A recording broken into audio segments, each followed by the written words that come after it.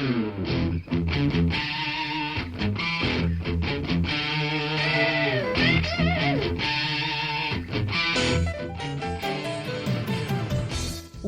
to Thriving Entrepreneur with your host, Steve Kidd, third-generation minister and 30-year business coach. Listen in as amazing, world-changing authors, speakers, and coaches share their struggles and victories. And hear from best-selling authors' insight into how you too can live your life as a thriving entrepreneur. This is Steve. Welcome to Thriving Entrepreneur. Thanks for being with us here today. Today, as always, we celebrate you. We're grateful for the time that you take out of your schedule to, spend some time with us, to up-level your life and your business. You see, and I say it a lot, but I want to make sure you understand, if you have a great business and a crummy life, your crummy life is going to show up in your business. And if you have a great life and a crummy business, your crummy business is going to show up in your life. It just, you can't separate the two, especially as an entrepreneur. You can have a job that is temporary, it's for now, it's not completely fulfilling, and you can live with that for a while. If you live with it too long, it becomes a problem in your life. But, you can decide to do. I love how Lisa Nichols calls it your investor. You know what you're doing. You probably have already even started your business, but you keep that 9-to-5 job as an investor into your business until your business is big enough that you can move on to doing that full time. And so, with just a job, we can quantify it and be like, hey, this is just a job, this is just temporary, it's just for now.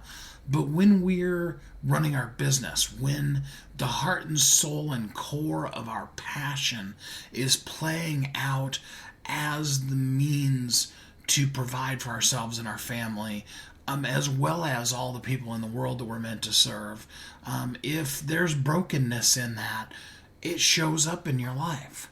And the same is true conversely. If there is terror, opposition, abuse, issues, big or small, at home, they will show up in our business. Now, again, in either of those circumstances, temporarily, we're going to have snags as we go through our business. It just is. There is no perfect business. If you find the perfect business, don't have anything to do with it, because as soon as you join it, it won't be.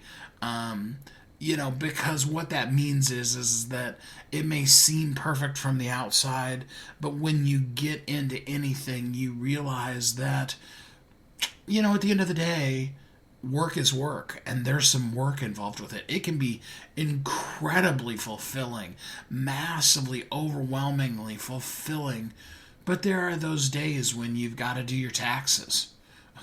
You know what I'm saying?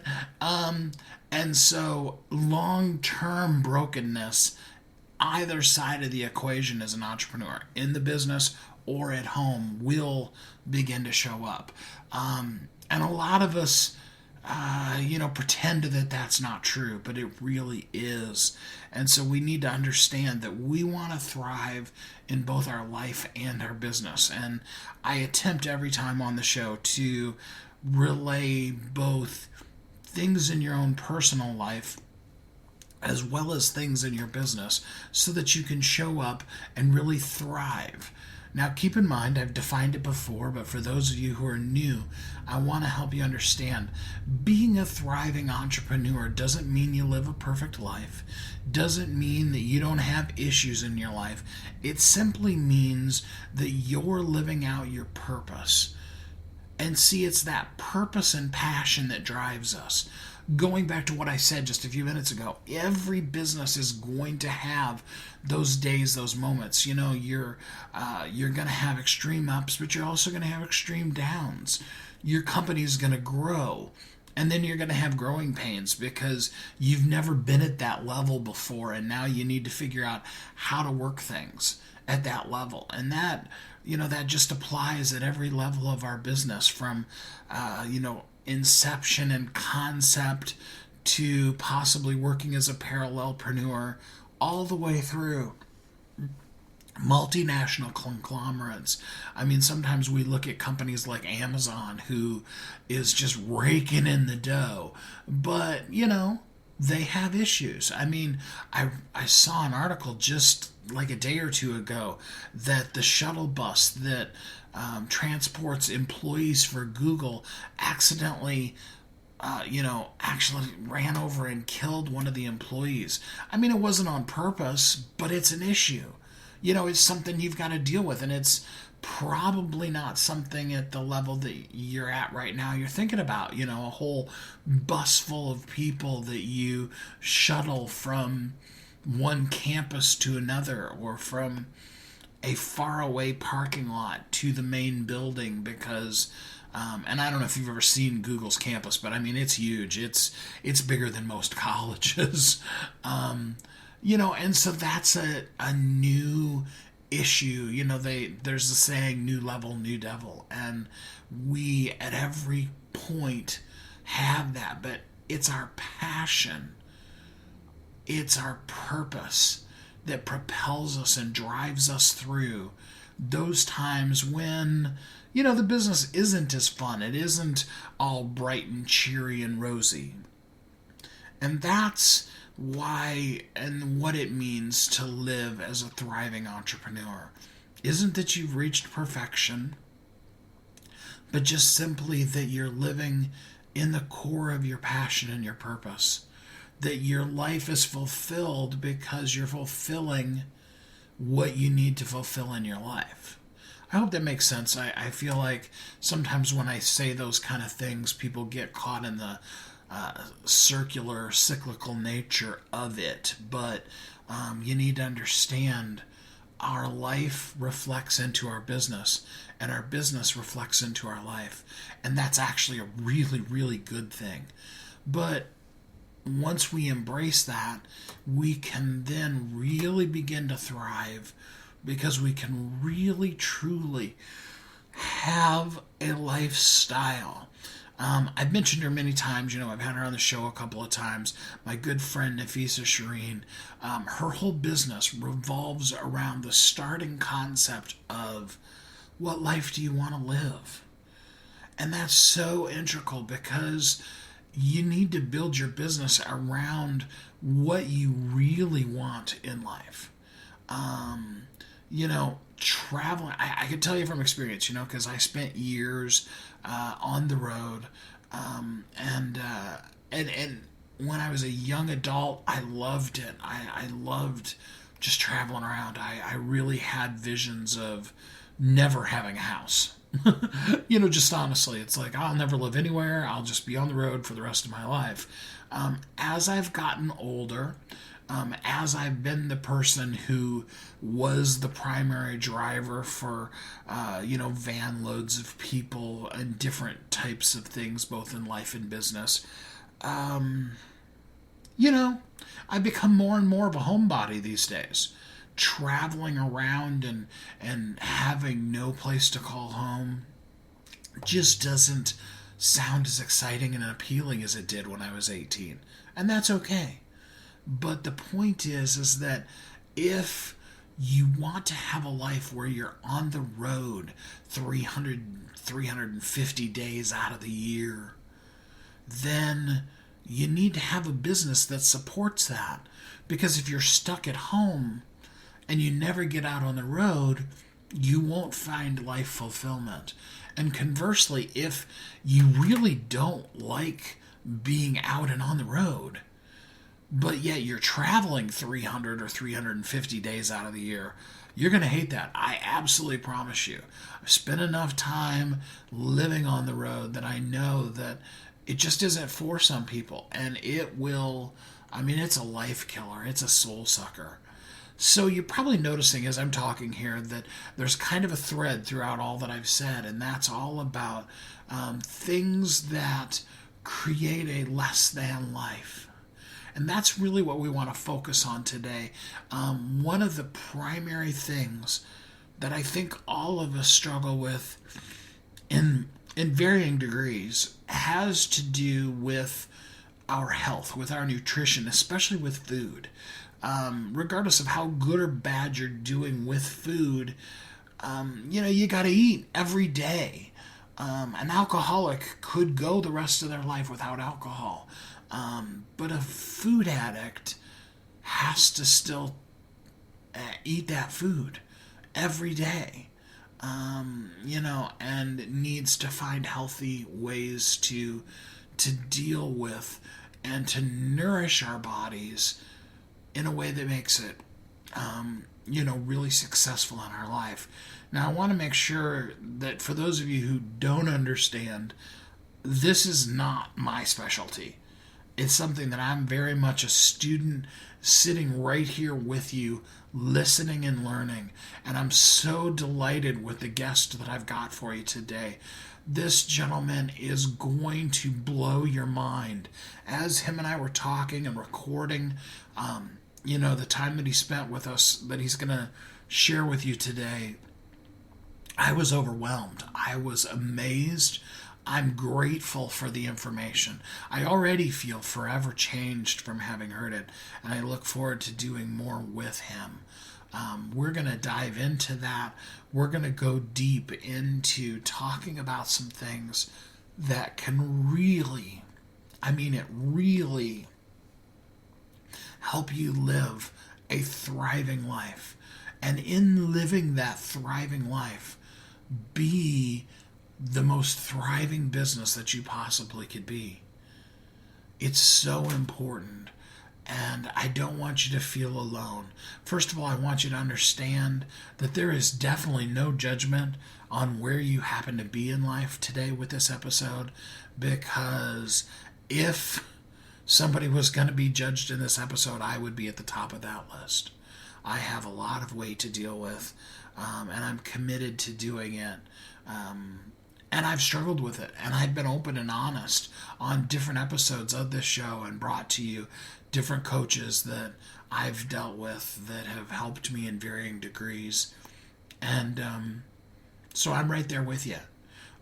If you find that either food is an issue for you or you don't think it's an issue for you, I encourage you to listen to this episode anyway, because there are some really deep insights into who we are as people, how we really show up in the world. And as our life progresses, different things become issues.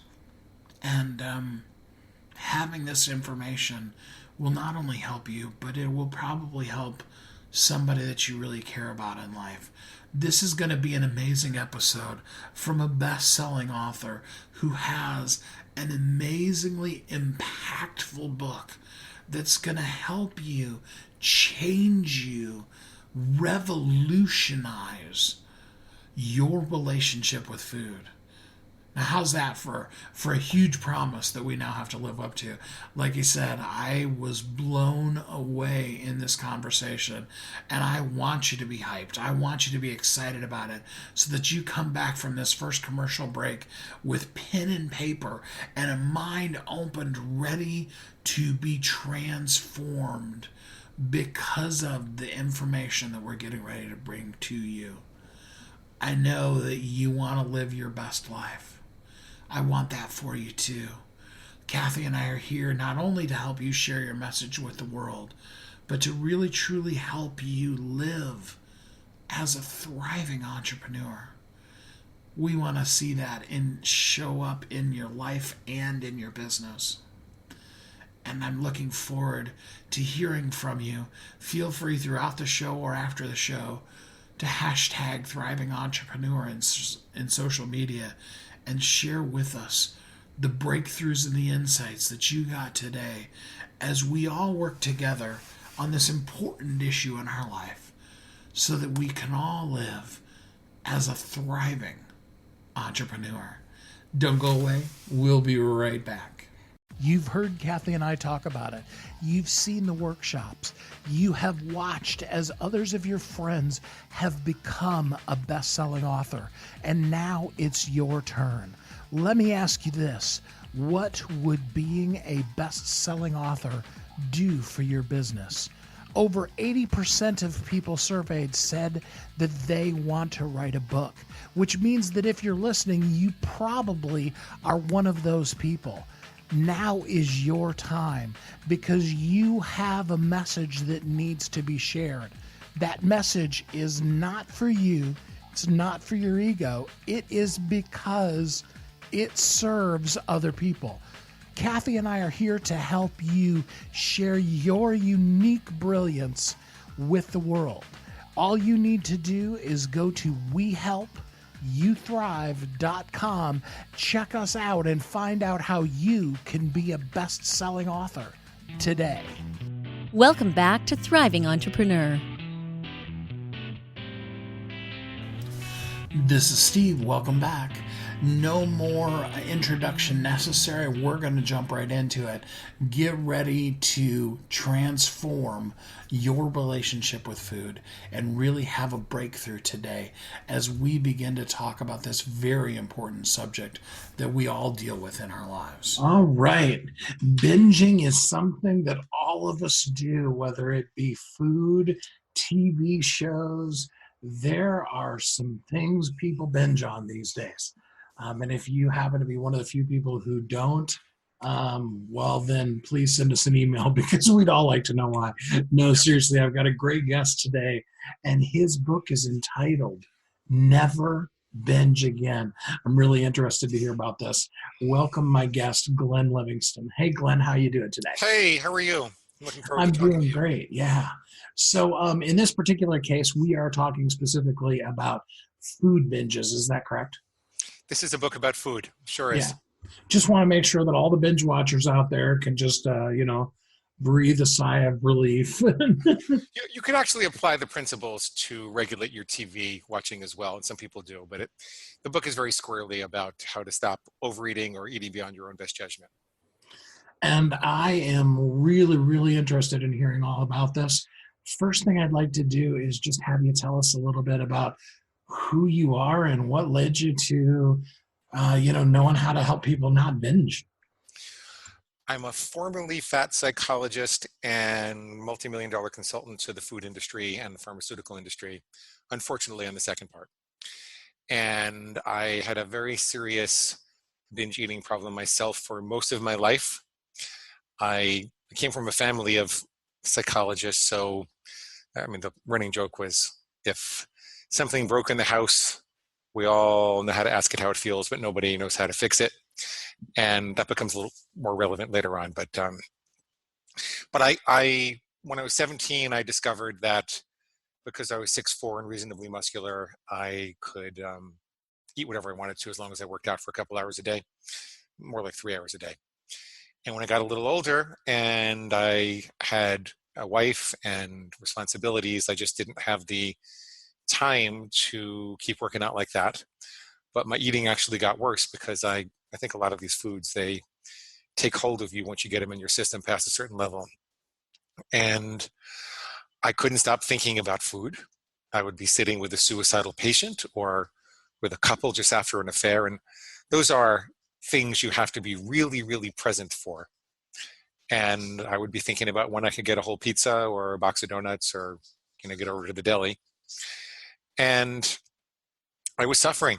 I was suffering a lot. I couldn't figure out how to stop, and I was getting heavier and heavier, and my triglycerides were through the roof. About 1,100 or so was the highest I remember. Got an actual test that says they were 826. And the doctors were telling me I was going to die and that I couldn't leave my triglycerides that high. And I couldn't stop. So I did what you'd think a psychologist would do. And I knew most of the good psychologists in the New York area. So I went to talk to psychologists, trying to figure out what was eating me. And I learned an awful lot of soulful things about myself, but I couldn't get better. And then I went to Overeaters Anonymous for a lot of years, and I saw a psychiatrist to take some medication. And every piece of the puzzle, it was a little bit of a journey, and it was all very soulful, but nothing worked. Finally, I did this big study. I decided that I would do a study for myself because I was doing all these studies for big industry, and I think, well, they must be worth something because they pay me a bunch to do it. And so I did this study where I asked people what foods they struggled with. And I asked them what areas of life they were happy or unhappy with. And they told me, and I looked at the relationships, and I found three interesting things. The first one was that people who struggled with chocolate, and my binges always started with chocolate, they tended to be lonely or brokenhearted. People who struggled with chips or crunchy, salty things tended to be stressed at work. And people who struggled with soft, chewy, starchy things, they tended to be stressed at home. And I thought that that was really interesting. So I figured that, okay, so now I have to figure out how to fix the part of me that feels lonely and brokenhearted. I was in a bad marriage, and so it kind of made sense. And I can work with patients, and if they tell me that they're struggling with salty, crunchy things, then I really dig into what's happening with them at work. But it didn't work, and here's why. I'll tell you in the form of a story. I talked to my mom, who was also a therapist, and I said, Mom, this is what I found, and I'm in a bad marriage, and so of course I'm a little lonely or brokenhearted, but where's the original match? What's the match that struck the fire? You raised me, you must know something. And she got this horrible look on her face. She was really upset. And I said, Mom, what is it? And she said, well, when you were about 1 year old, I was really depressed. I mean, really depressed, because my father, your grandfather, just got out of prison, and I'd idolized him my whole life, but I didn't know that he was doing this, and he was guilty. And I was horribly depressed, and my life didn't make sense anymore. And your father, my husband, was a captain in the army, and they were talking about sending him to Vietnam. And so I was just terrified and depressed all the time.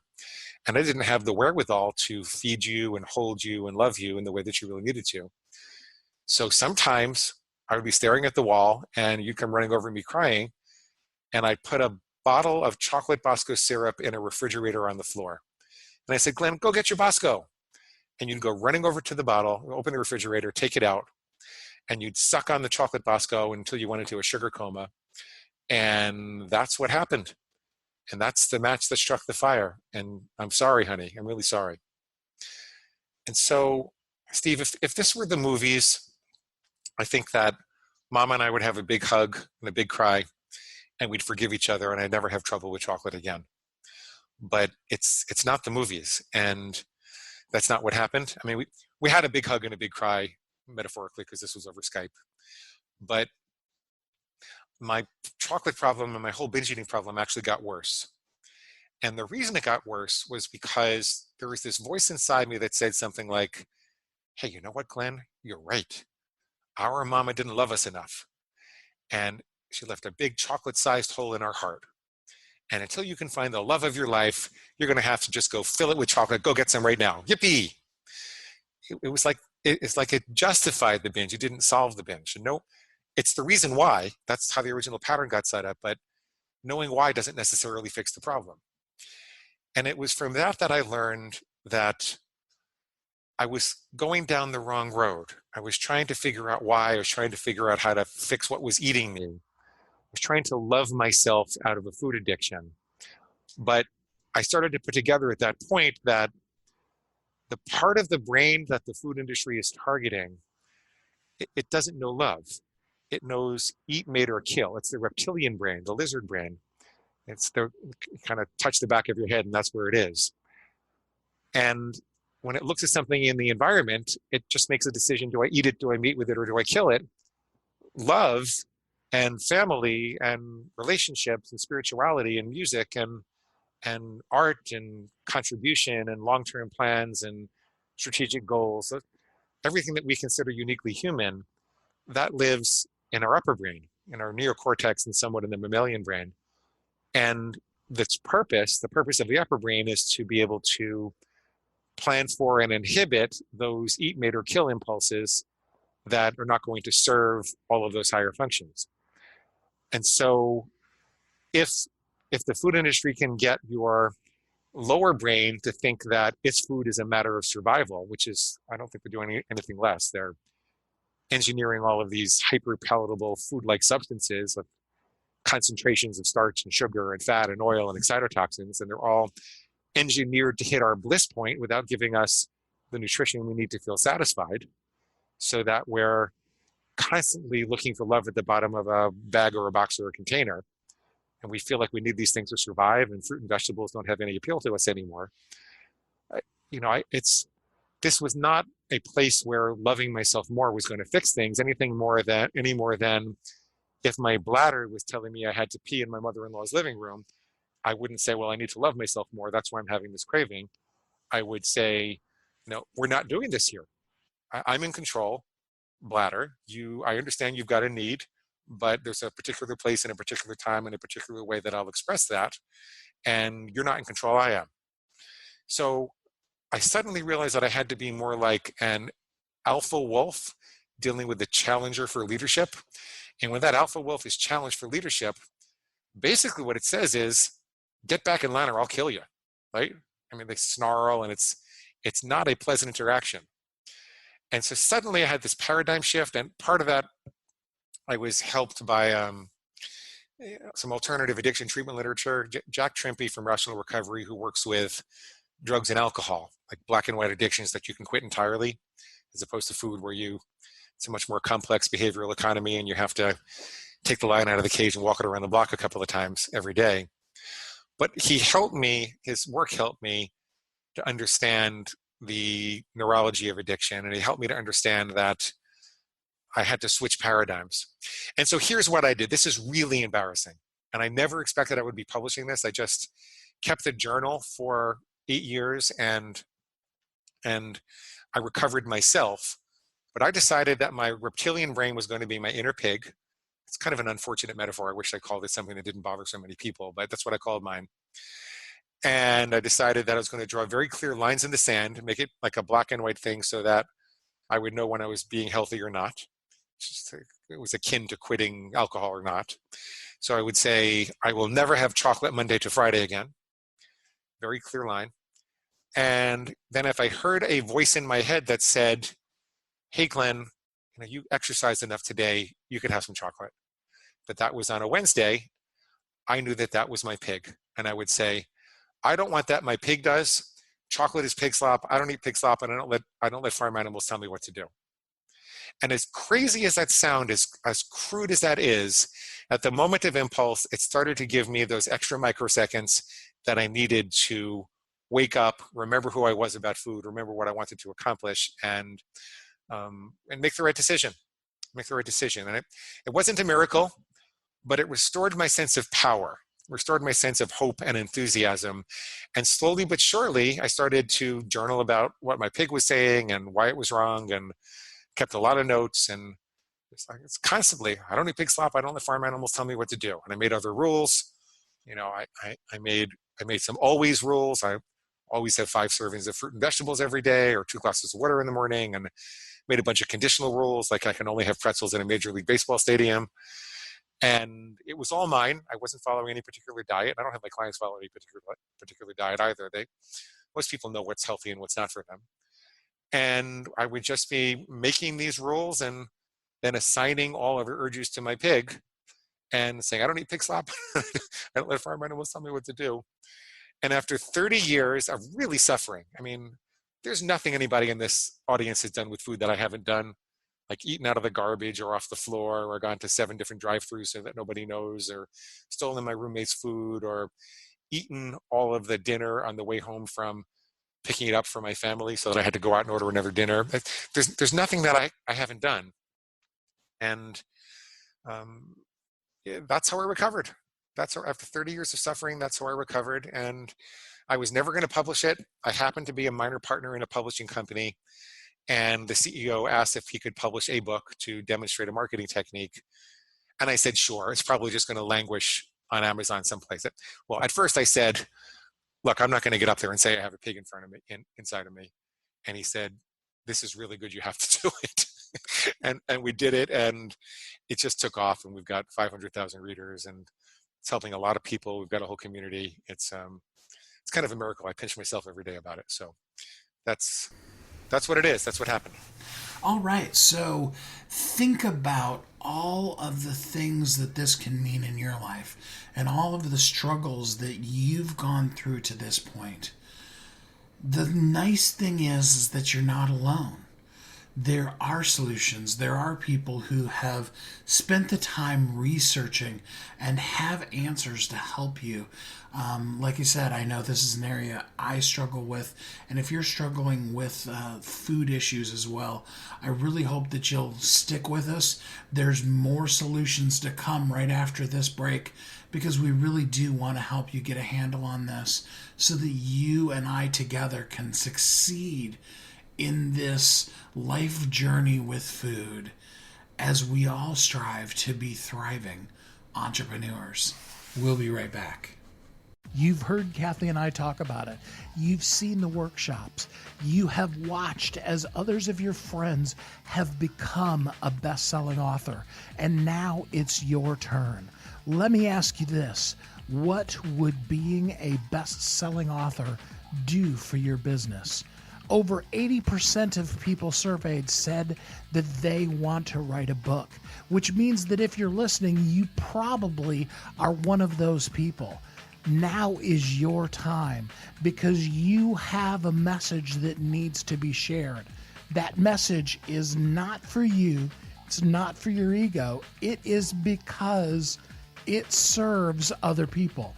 Kathy and I are here to help you share your unique brilliance with the world. All you need to do is go to WeHelpYouThrive.com, check us out, and find out how you can be a best-selling author today. Welcome back to Thriving Entrepreneur. This is Steve. Welcome back. I'm here with Glenn Livingston. We're talking about his book and the program that he has that can help you never binge again. More exciting information coming up. Now we're going to talk about some real specific how-to things that can help us all be able to have a better relationship with food and eat healthy. So myself, as well as I'm sure probably everybody that's listening, it seems like everybody struggles with food in one way or another. Too much or too little, it's all kind of the same struggle. So let's get into the nitty gritty of it. Talk to me about practical steps. How does a person start? Okay. So first of all, you need to understand that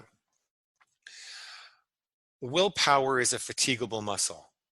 And willpower is fatigued. So it's not like an on and off switch. It's more like gas in the tank. And you burn that gas every time you make a decision. Willpower is fatigued by decision making. Not just decisions about food, but decisions about day-to-day problems. So if I make you do math problems for a half an hour, you're going to have a harder time resisting a marshmallow than if I put it in front of you right now. The implication of this is that rules are better than guidelines. We're told in our culture to just eat well 90% of the time and indulge 10% of the time. But we're not really given a rule to help us understand which is the 90% and which is the 10%. And as a consequence, every time you're in front of your favorite binge food, you have to make another decision and you're burning more willpower. So what we want to do to start with is make one rule, not a guideline, but a rule. Think about what your single worst trigger food or behavior might be. Now, this doesn't have to be a rule that restricts food. It could be something that says, I will never eat standing up again. Because maybe you binge mostly when you're cooking for the family or walking around and not thinking about it and just eating mindlessly. So I'll never eat standing up, or I will always put my fork down between bites.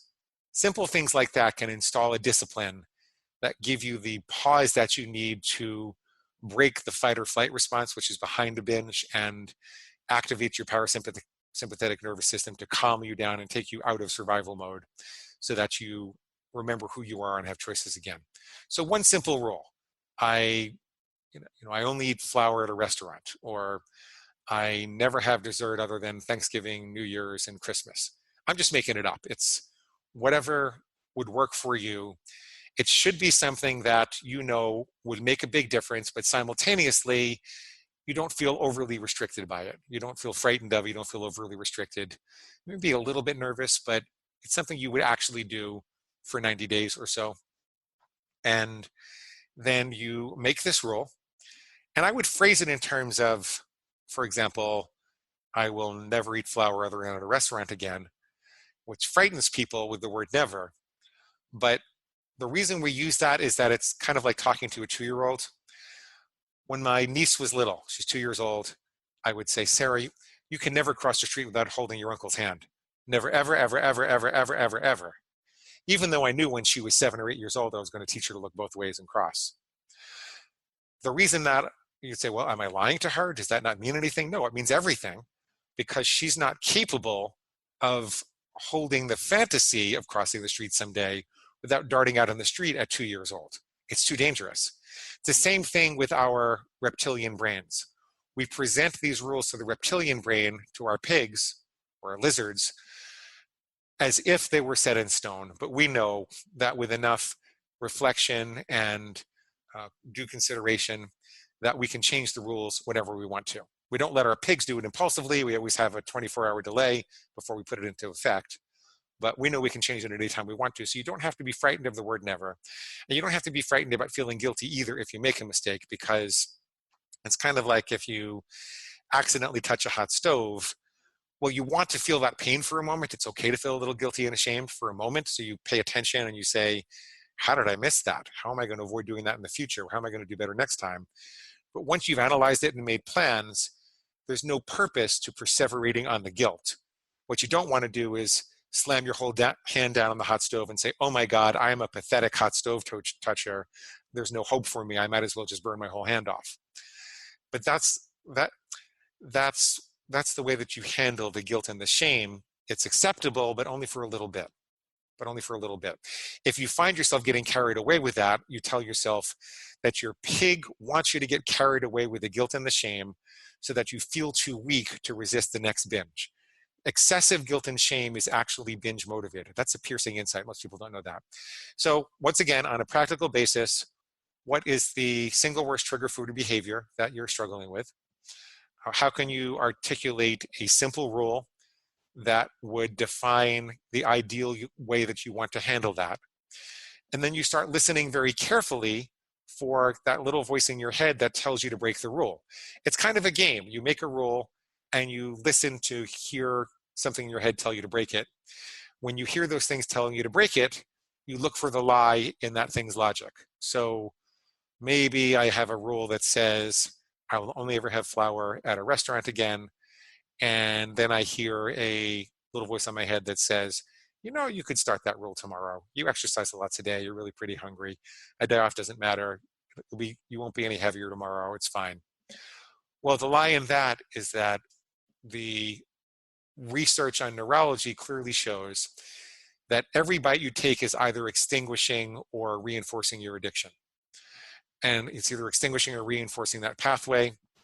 So every bite is an opportunity for self-love or self-harm. And if you choose to put off starting until tomorrow and you indulge today, you're actually digging a deeper hole for yourself. You're reinforcing those pathways so that it's going to be harder to not binge tomorrow than it feels today. Whereas if you get through the day, it's going to be qualitatively easier. So that's my practical advice. One rule, if you hear any voice that says that you should break it, that's your pig. You say, I don't want that, that's pig slop. I don't eat pig slop, I don't let farm animals tell me what to do. And you look for the specific squeal and find the lie or the illogical justification that it's trying to get by you in, and you disempower it by exposing the truth. Okay, so I'm sure now everybody that has a very well-established binge eating pattern has all kinds of squeals going on. Yeah. That start with, yes, but you don't understand. So let's jump right into that. How do we move beyond all of the yes buts to making that first step? Well, there are a couple of things. Part of the process involves understanding what you're giving up by continuing to eat the way that you eat.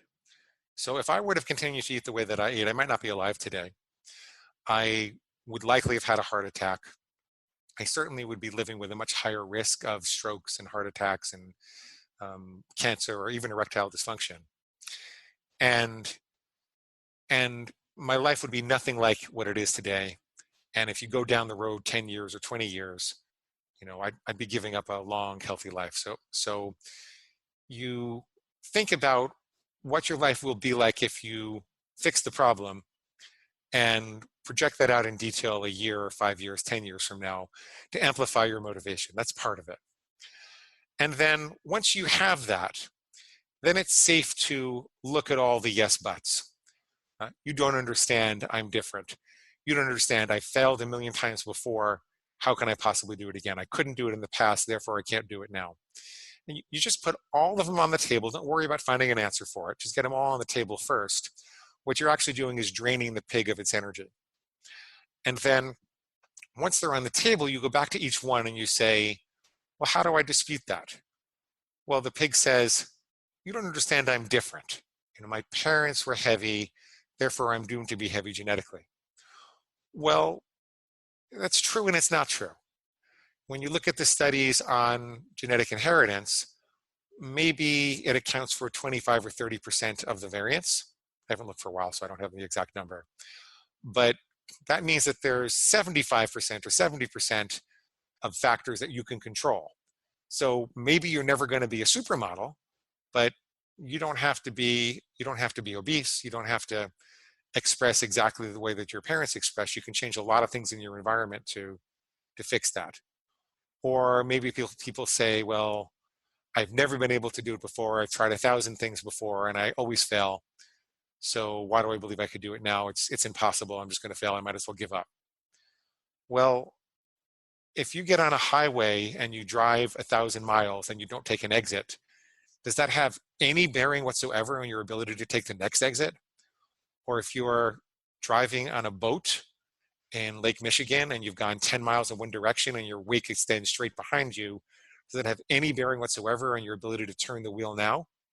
The past performance is no guarantee of future performance. It's like the stock market disclaimers. So you elicit all of those squeals one by one, and then when you've got them all on the table, you disempower them. I have a lot of recorded sessions that I can give people for free. I can tell you where they can get them so you can hear how the process works. And I can give people a copy of the book for free if you give me a second to tell them where it is. So that's what you do.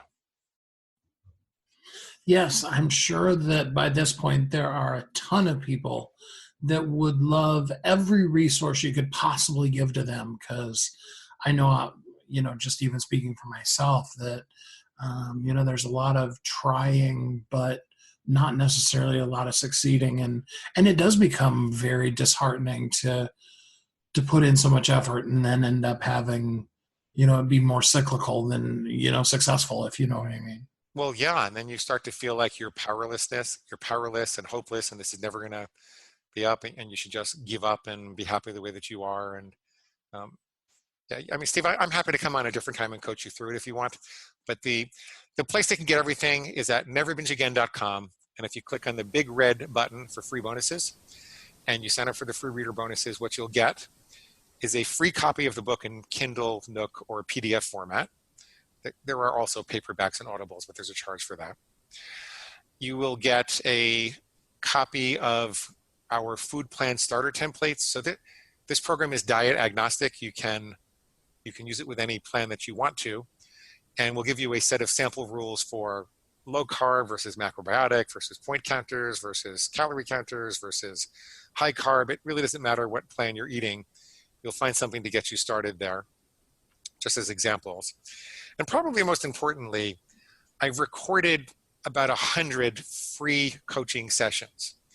So you can hear, this is a very weird thing to talk about in theory, to tell the story about. It must sound like I'm a really crazy psychologist talking about this pig inside me. But the truth is, it's a very compassionate, self-esteem enhancing process that restores people's hope and enthusiasm.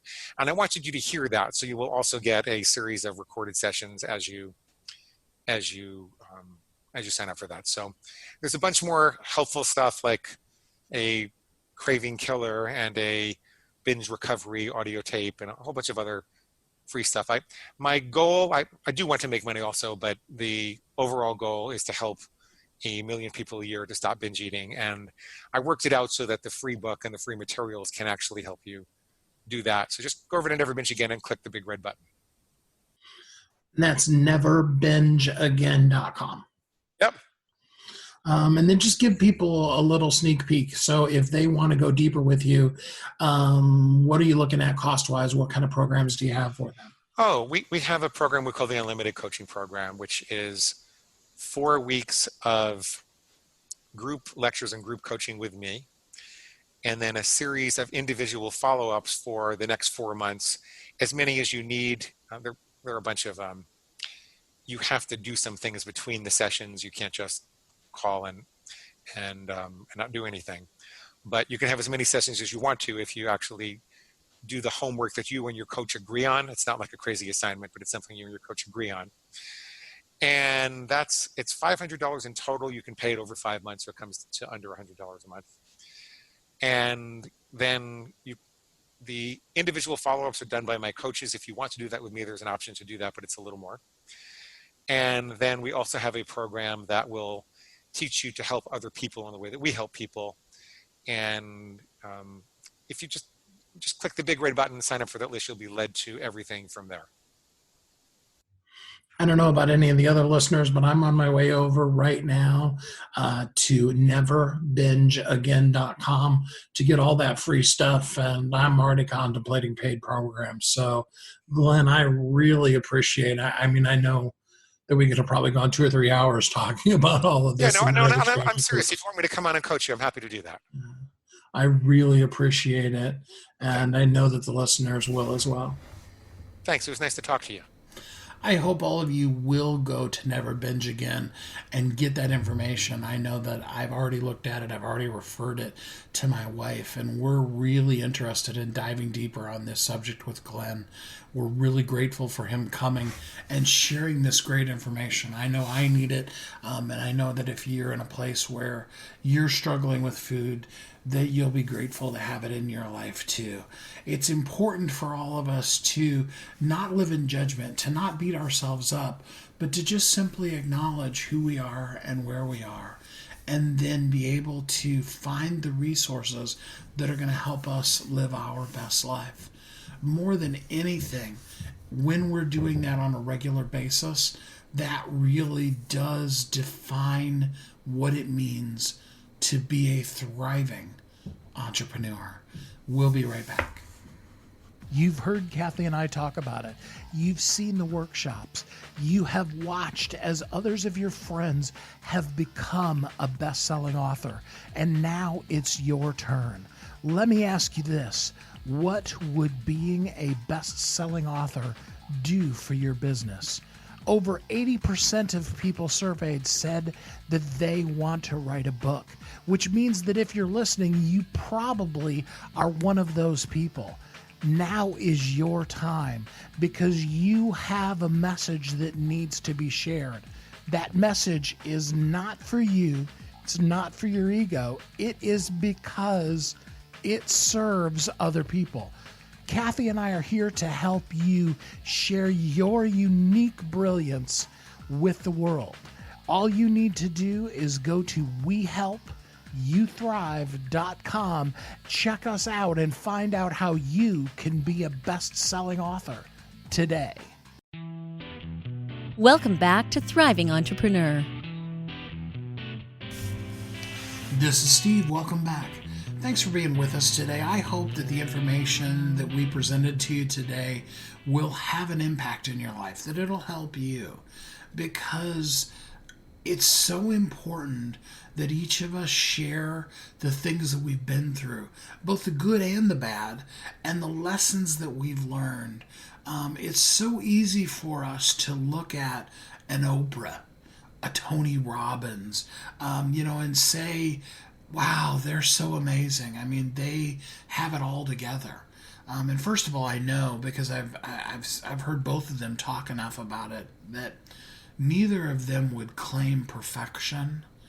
They just have done a really good job of walking through life and presenting to the world everything that they know, continuing to learn and know more. And then as they learn and grow, also presenting that to the world. And that's really what we want to do. We really want to take what we know so far and share it with the world. There's always somebody that's 5 steps, 10 steps, 20 steps. It may feel like it's a million steps ahead of you. The place that they've achieved in life may feel sometimes unsurmountable, impossible to ever get to. The good news is that it may feel that way, but that's not true. You will reach that. You can continue to grow until you get to a point one day where you actually are finding yourself living the life that you used to look at someone else and be like, I never can achieve that place. You can live in a purpose and in a greatness that is beyond all that you can ask or even think of. It's yours. It's there for you. But here's the other side to the equation. While we're busy looking at other people, finding good examples for our life, there are people that are 5 steps, 10 steps, 20 steps, that feel like they're a million steps behind you. They look at your life, where you are right now, the things that you've achieved, the things that you've overcome, and they are thinking about you, what you're thinking about that person that you feel like is a million steps ahead of you.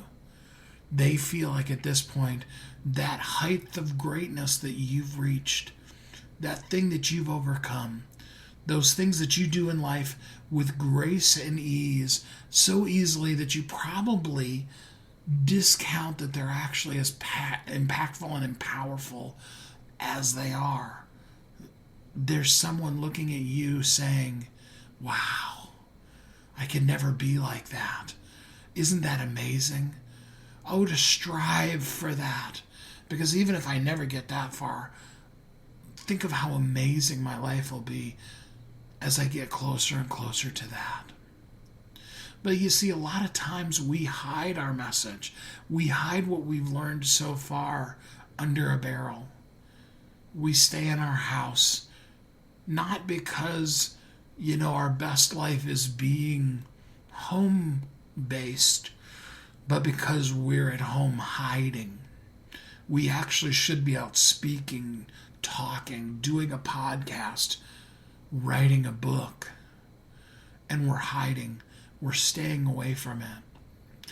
I work with so many people on their books on a daily basis, and it's such a blessing. Kathy and I love helping present people's stories to the world. But all too often, I hear the same thing from somebody. They've been working on their book for months, years, sometimes even decades. They've got this message inside of them, and the fear or the self-doubt has gotten in the way, and they've never presented it to the world. Here's the deal. While each of us spends time hiding what we know, what we do so simply and gracefully, while we have it hidden away from the world, there's somebody out there looking for the solution to be able to do the thing that you do so easily that you may not even count it as a talent. They needed it yesterday. They needed it last week, last month, last year. They may have needed it for the decade that you've known you should share it, but you haven't. Now, I don't say that to put you in judgment or criticism, because I don't like living in that place. I do it to inspire you. I love how Lisa Nichols said the other day, and many times since that I've heard her say, your message was never about you. It's about the people that you're meant to serve. I love it when Kathy does her Facebook Lives, because she will often point out to you that someone is waiting on you their breakthrough, their next, is contingent upon, waiting on you to share your message with the world. And as long as any of us holds back from sharing that unique brilliance that we have, there's somebody who isn't getting the breakthrough that they need. Now, why did I go on and on and on about that? Well, one, because I'm very inspired by what Glenn did. It's exactly a breakthrough that I needed. But also because I want you to share your message with the world. And while you're sharing that message, I want you to write it down. I want you to get it in written form out there and published so that it's available in wide distribution to everybody in the world. And while you're writing that book, why not make it a bestseller? We want to celebrate you. We want to help you take that journey. And we invite you to come join us and all of the other authorpreneurs that are part of our society that we've put together. It's called Bestsellers Guild. It really is a family of like-minded people who are somewhere on their journey from contemplation to completion of being a published best-selling author. I got the chance to tell somebody again just yesterday, no matter whatever else happens, once your book becomes a bestseller, you'll be a bestseller forever. Your great-great-great-great-grandchildren can talk about how great-grandmommy was a best-selling author. That's amazing. That's exciting. And I want to see you succeed. It takes a simple step. It's free to come and join us at bestsellersguild.com. It's a Facebook-based group. Ask to join. We will approve you. And we will take you on this journey to be able to share your message with the world, to make the change in the world that only you can make. Because you see, you are uniquely brilliant. There's nobody else that is you and can do what you do. You were created on purpose with a purpose. Something unique and special. And the world needs you. Kathy and I are here to help you live every day of your life as a thriving entrepreneur, to share your message with the world, to make the difference that only you can make to the people that you're meant to serve. I encourage you, don't hide your light under a bushel, but rather share your message with the world. And in the sharing, that's where you will find that you are living every day of your life as a thriving entrepreneur. Until next time, have a great week. Thanks for listening to Thriving Entrepreneur today. If you want to get your question answered, send an email to questions@wehelpyouthrive.com. We look forward to you joining us again next time. You've heard Kathy and I talk about it. You've seen the workshops. You have watched as others of your friends have become a best-selling author. And now it's your turn. Let me ask you this. What would being a best-selling author do for your business? Over 80% of people surveyed said that they want to write a book, which means that if you're listening, you probably are one of those people. Now is your time because you have a message that needs to be shared. That message is not for you. It's not for your ego. It is because it serves other people.